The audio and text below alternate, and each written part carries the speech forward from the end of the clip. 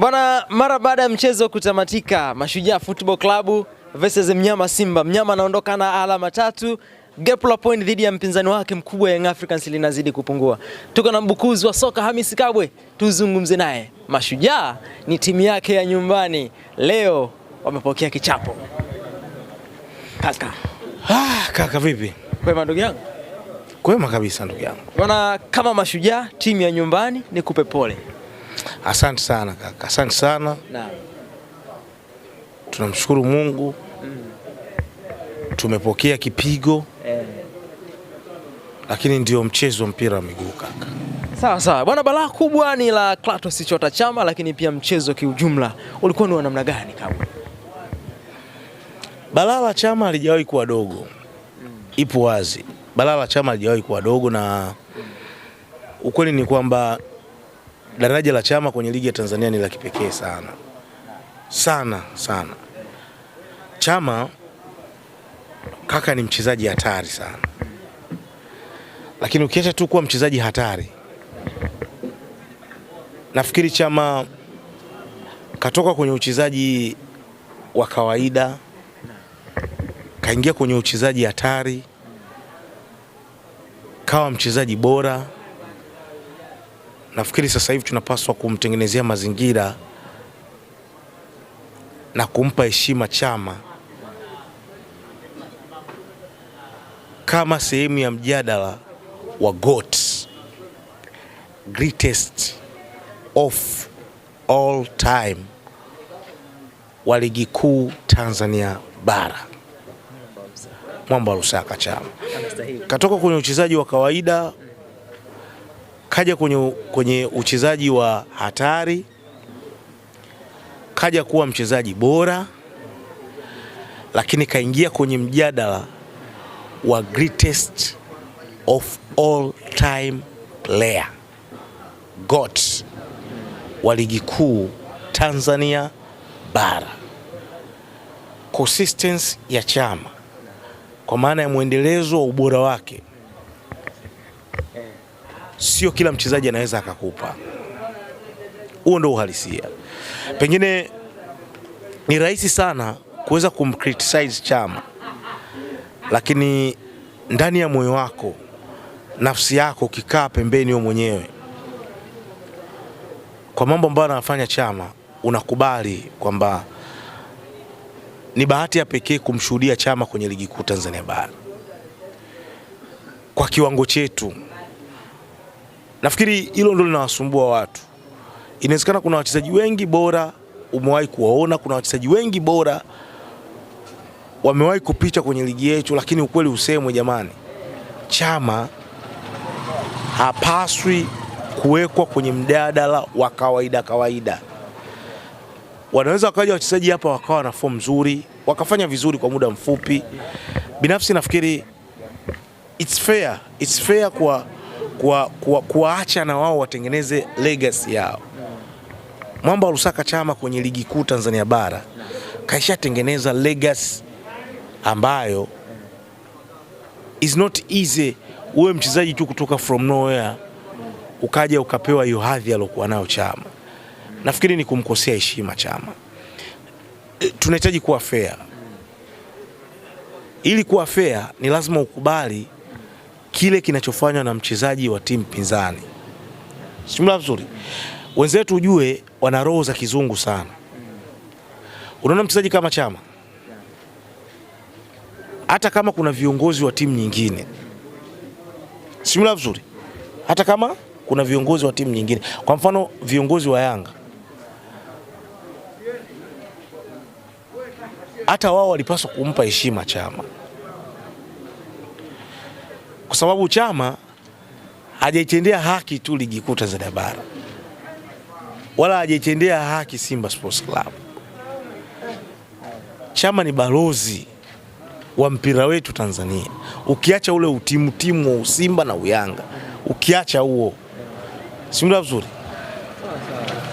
na balozi na nafikiri Simba wafanye haraka sana kutengeneza uwanja. Simba wafanye haraka kutengeneza uwanja. tunaona wenzao Young Africans wako kwenye harakati za kutengeneza uwanja. Simba wafanye haraka sana kutengeneza uwanja. Pengine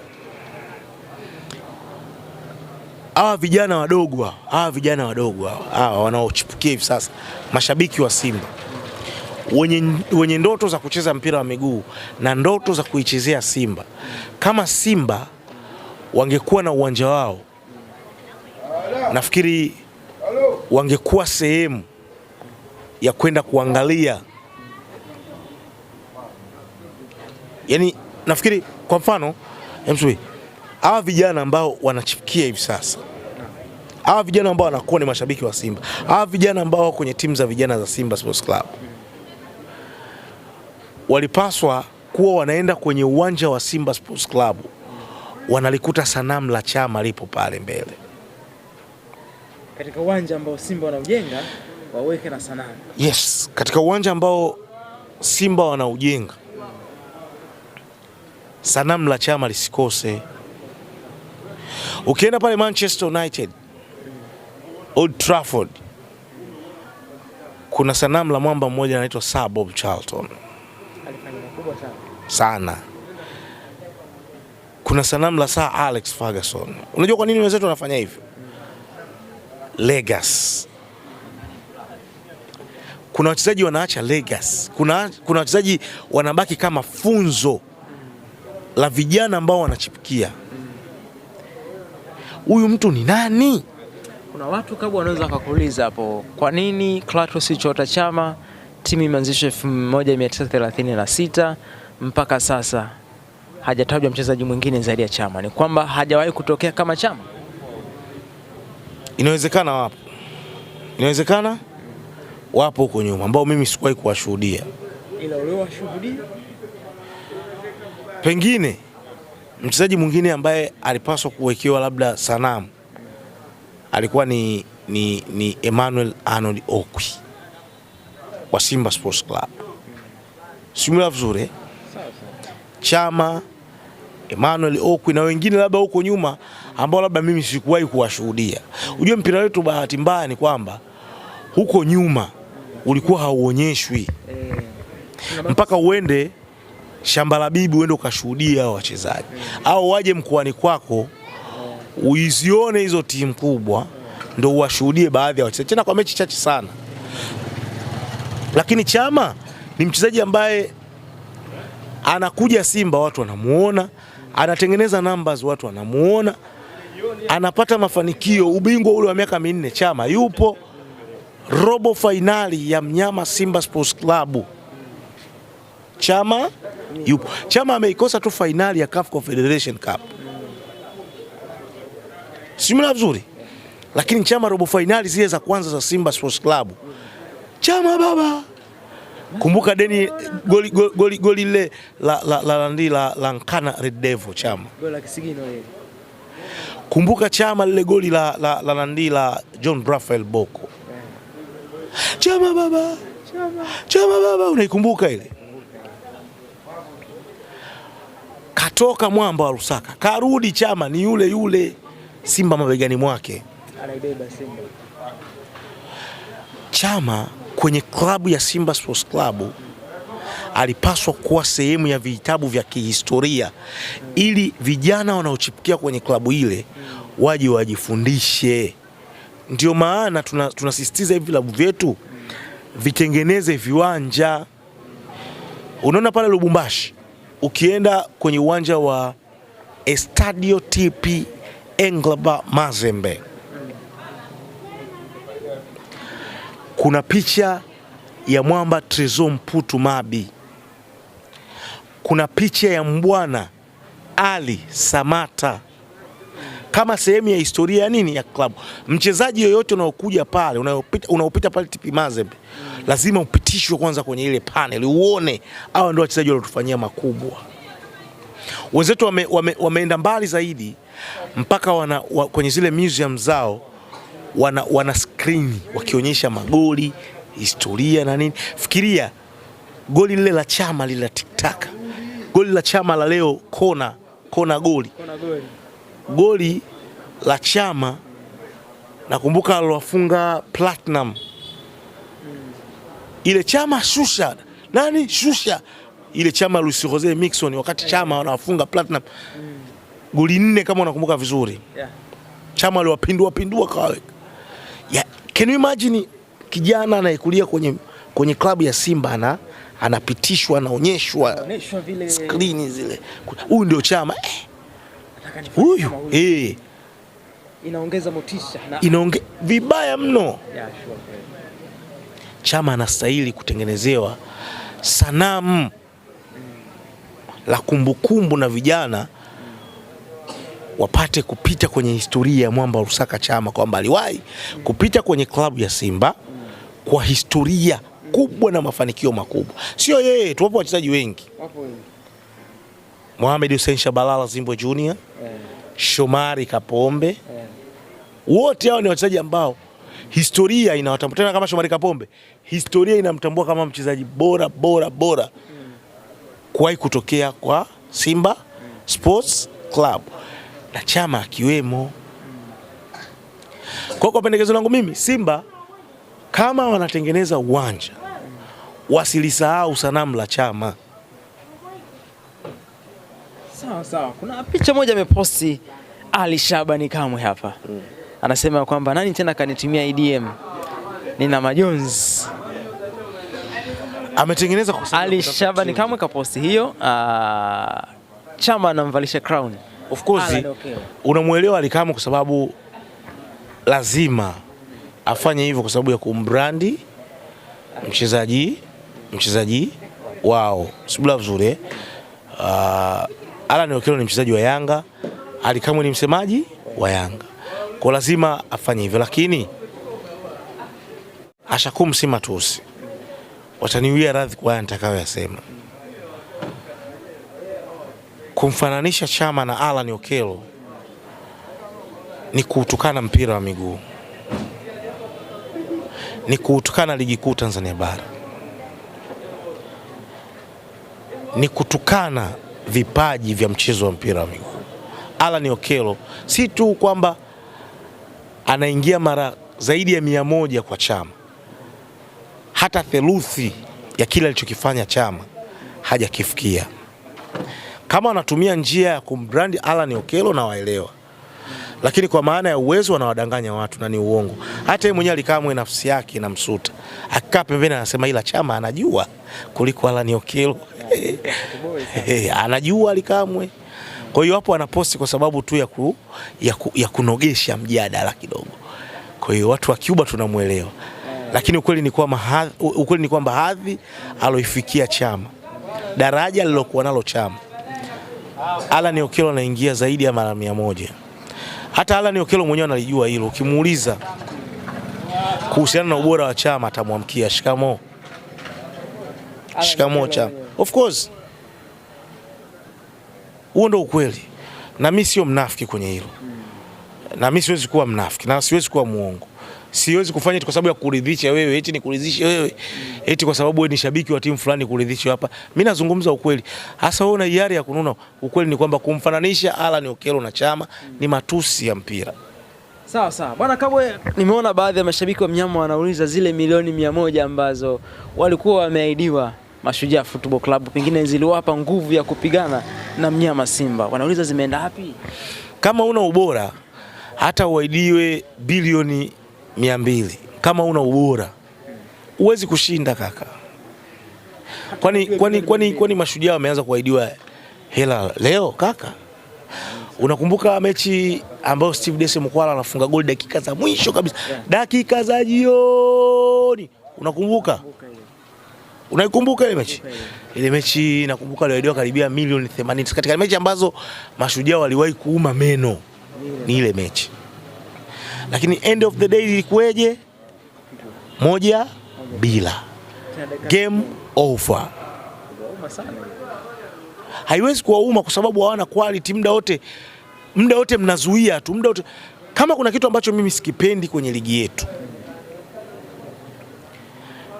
ni aina ya timu ambazo zipo kwenye ligi yetu, hasa hizi zenye level ya kati. Tunahitaji ushindani, tunahitaji kuona mpira wa miguu ukichezwa. Hivi kaka, Manchester City ama Arsenal, unaweza ukailinganisha labda na timu kama Brentford ama Everton kwa ubora waliokuwa nao PSG, unaweza labda ukawalinganisha na Reheve anayochezea mbwana Ali Samata, FC Barcelona kwa ubora waliokuwa nao, ama Real Madrid kwa ubora waliokuwa nao, unaweza ukawafananisha labda na Levante. Lakini ligi za wenzetu zilivyo, Levante unakuta anamfunga Real Madrid, Getafe anawafunga FC Barcelona, Brentford anawafunga Manchester City. Simula vizuri. Inatokea Rehave ya kina mbwana Ali Samata wanawafunga PSG. Lakini ukiangalia ubora kati ya PSG na Rehave ni mbingu na ardhi. Lakini kwa nini wanawafunga hao? Kwa sababu ni mpira wa miguu. Lakini kwetu hayo maisha ni tofauti kabisa. Unakuta eti kwa sababu timu fulani ni bora basi haifungwi karibia mwaka mmoja na nusu. Hakuna hicho kitu. Mimi nakataa hicho kitu. Kuna kitu hakipo sawa kwenye ligi yetu. Trust me.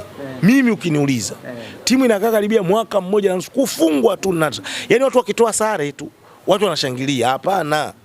Bro, huwezi kukaa mwaka mmoja na miezi karibia 6, 7, 8 wewe unacheza tu vile vile tu katika ubora. Hakuna hicho kitu. Mimi nakataa. Kwa hiyo ikitokea timu inafungwa kama hivi, kwa mfano kama Yanga jana walivyofungwa, ndio hichi inakuwa ni furaha. Hakuna, haiwezi kuwa hivyo. Wakati unaona kabisa hii Yanga ni ya kawaida, kwa nini haifungwi? Unaona sometimes Simba hii ni ya kawaida, kwa nini haifungwi? Tuone juzi Azam kachezea goli 4 na TRA. Umeona ile? Yanga kaja kachezea goli 3 hapa. Simba sijui atachezea na football ndio inapaswa kuwa hivyo. Huko mtu anapigwa huko anafurahi, kesho huyo anapigwa. Anapigwa.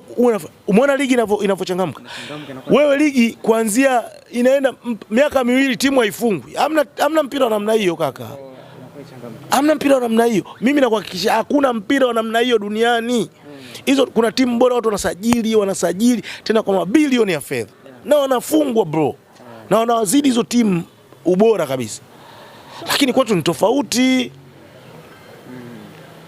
Kwetu ni tofauti. Haiwezi kuwa sawa. Haiwezi kuwa sawa. Kwa hiyo mimi nafikiri heshima ya mpira inapaswa kulindwa kwa gharama yoyote. Ushindani wa ligi kuu Tanzania bara unapaswa kulindwa kwa gharama yoyote. Unaona sasa hivi Simba baada ya kushinda hii leo,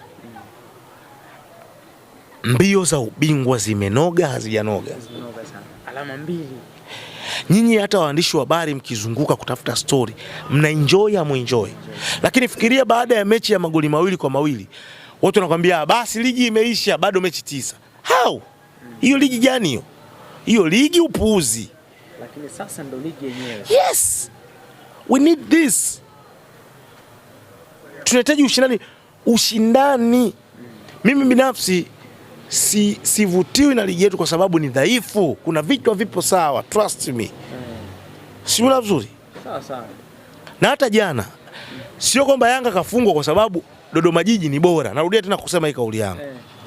Young Africans jana amefungwa sio kwa sababu Dodoma Jiji ni bora. Ila Young Africans ni ya kawaida na jana hawakuwa katika siku nzuri. Na ndio maana jana Young Africans wakati wanaongoza magoli 2-1 wali create a lot of chances kupitia Prince Dube wakakosa. Lakini kama angezipata zile nafasi game ilikuwa over. Si mna vizuri. Kwa kuna eneo lazima tutengeneze mazingira ya ligi yetu kuwa na ushindani. Watu waache ujanja. Sawa. Hamisi Kabwe bwana, zimebaki alama 2 na mara baada ya Young Africans jana kufungwa, yes, watu walikuwa na wasiwasi na huyu mnyama kwamba hawana imani naye atapunguza. Lakini mnyama akafanya yake. Sasa hapo unamuonaje mnyama? Anaweza kushikilia hapo? Safi. Safi. Baada ya Dodoma Jiji jana kuwafunga Young Africans, watu walitegemea kwamba Simba wanapaswa kushinda ili kupunguza gap la alama na kutengeneza ushindani wa ligi. Unajua wanaoinogesha hii ligi angalau na wanatupa utamu wa hii ligi ni Simba na Yanga. Hizi timu zingine sio bora. mimi niko honest, atakayenuna anune, atakayevimba hapasuki. Hizi timu zingine sio bora, ni Simba na Yanga ndio wanatunogeshea hii ligi. Leo hii Young Africans akimwacha Simba kwa alama nyingi zaidi, wote tunaamini kwamba ligi imefanya nini? Imeisha. Gap lingekuwa alama 8. Sasa hivi tungekuwa tunasema ligi imefanya nini? Imeisha. Kwa sababu uone Young Africans anaenda kupoteza wapi. Sijui la vizuri. Lakini umeona Simba alipaswa kumeki hii statement kwa sababu ya kitu hichi kimoja, ili kuleta ushindani wa ligi. Ushindi huu kila mtu ameufurahia. Kwa nini? Kwa sababu ligi imeamka tena. Yani ukiangalia ukiangalia ile misuli ya hisia zako wewe, imeamka tena kwa kile ambacho walichokifanya Simba Sports Club. Inawezekana shabiki wa Yanga asifurahie, lakini mashabiki wa mpira wa miguu wamefurahia kwa sababu ya kitu hichi kimoja, na mashabiki wa Simba kwa sababu ya kitu hichi kimoja. Ushindani wa ligi umefanya nini? Umerudi. Ligi itaendelea kunoga kuliko mechi 9 mnaangalia yani bora liende. Umeelewa vizuri? Kwa Simba hichi ambacho walichokifanya leo walipaswa kukifanya tangia mechi nakumbuka ya Pamba Jiji. Yeah. Wakati Yanga amedondosha zile alama sijui na Mtibwa, sijui na Azam na TRA. Simba na wao ukitaka kujua kwamba na wenyewe ndio wanafanya hii ligi kuwa dhaifu zaidi. Na wenyewe wakawa wanaenda wanadondosha alama. Leo mmoja yupo kileleni, kesho ameshushwa. Huyu anapanda, wiki ijayo huyu anashuka. Yes. Ligi hapo inanoga. Ligi inanoga, huyu kamwacha point 2, huyu kamwacha point 1. Kesho anapanda. Huyu kachezea huku, huyu kashinda huku. Huyu kachezea huku. Ndio mpira, ndio ladha ya mpira wa miguu. Mpira wa miguu unataka tu kae wewe tu unahangaika huku, unafanya hivi, unazunguka huku. Mpira gani? Uso mpira sasa. Sio vizuri? Uso mpira. Hata ladha ya kufuatilia mpira wa miguu hamna. Raha ya mpira wa miguu ni ushindani. Kwa mimi kwanza jana nilifurahi Dodoma Jiji kumkanda Yanga, alafu pili nimefurahi leo Simba kumkanda Mashujaa ili kutengeneza ili gepu la alama kuwa chache. Tuone sasa hizo mbio za ubingwa. Huko pressure. Hapo na enjoy. Akichukua ubingwa Yanga sawa, akichukua ubingwa Simba sawa. Simba vizuri. That is football, it is my brother. Sawa. Simba vizuri. Huo ndio uhalisia, mtu akubali akatae. Raha ya mpira ni ushindani. Wewe usitaka ushindani kashabikie lede. Simba vizuri. Kama hutaki ushindani, kashabikie nini? Kashabikie lede, na ipo michezo mingine kashabikie huko. Nenda kashabikie michezo huko kama hutaki ushindani. Sawa, Hamisi, nataka tumalize na hili. Jana ulitoa ujumbe mzito kweli kwa Prince Mpumelelo Dube. Yeah. Leo ujumbe mzito unakwenda kwa nani? Kwa Suleiman Mwalimu. Suleiman Mwalimu tulishaondokewa na John Raphael Bocco. John Raphael Bocco ambaye kiuhalisia ndo alikuwa mshambuliaji wetu kinara kabisa kwenye ligi kuu Tanzania bara. Ni aibu kuona mshambuliaji leo hii anashindwa kufikisha goals 10 tu kwenye mechi karibia 20 ama 23 zilizochezwa za ligi. Ni aibu kuona Faisal Salum Feitoto Abdallah ndio kinara wa magoli, ni kiungo huyu.